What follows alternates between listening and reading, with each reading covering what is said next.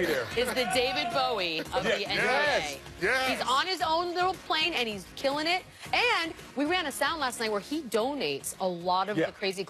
He does. And then he comes out wearing that, and I'm like, yeah. who's going to wear that? What does Nobody that else can couch wear look that? like the night before, the hanger, when you put that up? Like, you got socks on your hands. I mean, that's next Those level. were hand special gloves.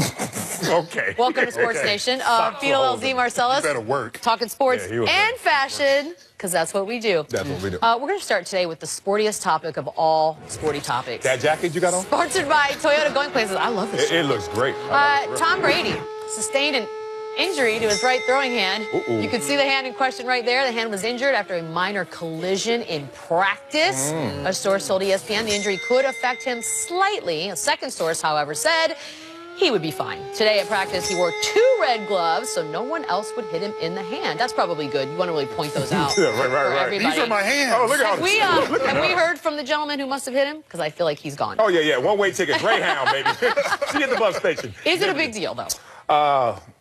It's not a big deal. I would love to blow this up, but I guess the joke in it is if healthy Tom Brady deflated footballs, what the hell is an injured hand? Tom, them footballs are going to be flat. They're going to be like little pancakes, like little discus. Little pancakes out there. Mini pancakes. Look, this is Tom Brady going through an AFC championship routine. On the other side is a defensive lineman who's trying to sharpen his knife as well and trying to get to the quarterback but not hit the quarterback. This is all accidental, incidental contact. But I think Tom Brady, if he were really injured, you would see a different response from the regime. The sense of calm is telling me that everything okay. I'm cynical. But it's a secretive regime, though. Yeah, but they lie when they know that's that fair. you're hurt. That's fair. They tell the truth when they're like, yeah, all right. Right, exactly.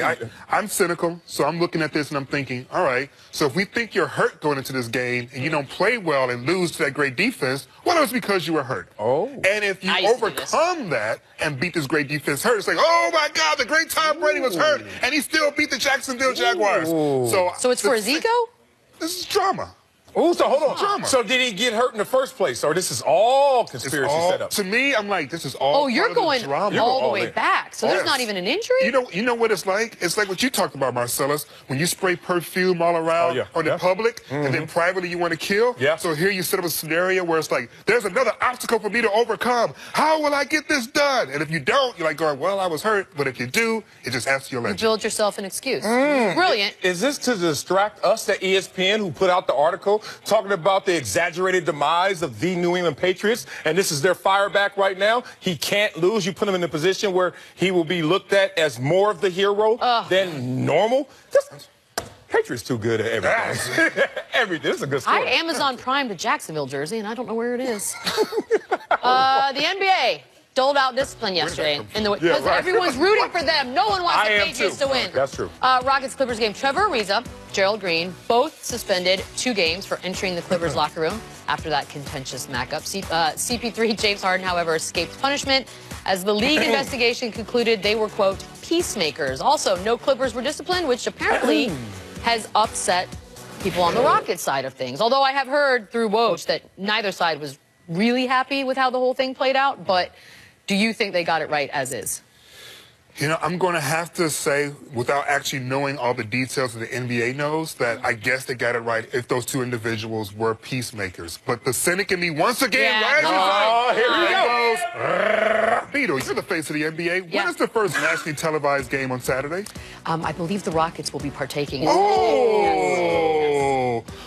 Do you think? I mean, well, also, okay, I would like to turn the questioning over to my friend Marcellus. Hey, Marcellus, you're a diehard Clippers fan. When's the last time Chris Paul was referred to as a peacemaker? Peacemaker. Look, this is the first time, and this may be the last time. He got away with one, but I think in comparison, this is a relative experience. Are you the peacemaker?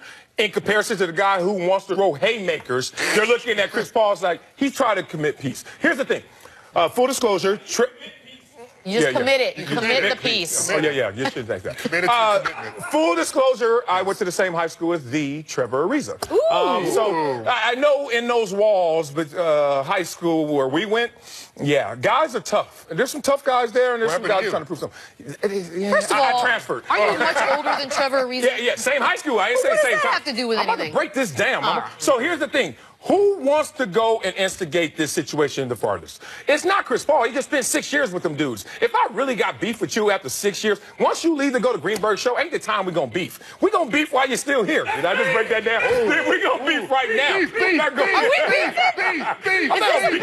gonna beef when I see you after 6 years. But Trevor Ariza, who knows the Kobe entrance as well. Yes. He played for the Lakers before. He knows Kobe, obviously. He knows the way in. I think this was Trevor Ariza trying to get at Austin Rivers. Well, we can't blame him. Right? And Austin Rivers can't get suspended for talking. What are you going to say? NBA, we're going to suspend you. Okay, but what about Blake and the D'Antoni moment with the tie and the touch? This is Blake blaking. Blake is the best at the accident that was on purpose. Remember when Blake was sitting there? Hey, that was fake. Oh my God, I missed my mouth and I just hit you in the face. That's fake. Blake doing that. That's D'Antoni stepping on the court. Blake he was out of the box. on purpose running into him. You can't convict the guy for a situation where you don't know pure intent. And that's the problem with this situation. So who can you suspend from the Clippers? Look at the tie movement. I don't have anybody. That's a lot of wind that just happened. Nobody. Silk. No weight to it. I mean, the thing is that everyone's going to look at this and just assume that both CP3 and James Harden got off easy. No one believes they all went over there together as peacemakers. But it is what it is. The NBA did this investigation. This is a decision that's They had 20 people they talked to, they said. A lot of You don't believe in a peacemaker? I actually do. I don't see James Harden and Chris Paul. Chris Paul is the president of the Players Association. You think he's gonna lead the troops into battle? I don't see that. I think he's more composed than that. Is he a leader or not? Yes. I've seen. Okay, so you're going to use his role as a player rep, as a player president rep, actually. Yeah. But then on the court, why does he whine so much and do a lot of other things that you would think are not what you want to see from a guy who's supposed to be in a leadership? Good point. It's a turn on, turn off switch. I give you that on the court. He doesn't give you the same complexion and composure that you see Just saying. as a president of the Players Ask those Association. questions on the Michelle Beadle show. Thank you. On the Greenberg show. I called the Greenberg show. You didn't take the bait? No, I'm not taking the bait. Because I'm up here. When they go low, we go high. Cavs continue to be a work in progress this season. Currently find themselves on a 4-game losing streak, 3-9 in their last 12 games. LeBron admits things are they're tough. Take a listen. It's been very challenging, just from the simple fact of how many guys it's been in and out. This is a difficult, year for our team. Seems like I say that every year, but this one has been even more challenging. With everybody that's been out and coming back in and the rotations and things of that nature has been very challenging on our team. But we have to figure it out. Okay. He does. I mean, he does seem like they hit this hard, but it seems different. So are you losing a little faith in this team? I'm not. They're in the finals. They're in the finals. Okay. Certainly. I mean, look, you're in the midst of a storm right now, so obviously this feels worse than other situations that you have found the resolution or you succeeded in. So you can't even use last year. They still made it to the finals. They went against a dynastic Golden State Warriors team and then realized, there is a huge divide between us and them. He now knows that divide still exists, but he's not finding the solution as easily as expected. Right. So this is not more than they can handle. This is more than you expected. Remember that when you're working out next time. Our coaches used to always say that. This is not more than you can handle. Oh, because you can handle anything. You can handle anything. This is just more than you expected. It's okay. Trade deadline's coming. They still got that draft pick. They're going to be able to maneuver and they get LeBron in a better mental space. I mean, if you want to go into the future, then I can say my faith can be restored. If you ask me today, yes, my faith is shaken for 2 reasons. Number one, they're the oldest team in the NBA. And at a certain point... Old teams win in the NBA, yes, though. But at a certain point... Not young teams. At a certain point, after you peak, what happens? You start to decline in terms of your productivity. And then number two, that lineup isn't what you need to match up to where the NBA is going today. The NBA is about length, it's about excellent three-point shooting, and it's also about guys who can switch and play defense. When I look at this Cleveland Cavalier roster as is, I see guys who are able to shoot open shots, that's true, but the defense, the switching, those other things you need to be what Boston is now, where Golden State has been for a few seasons,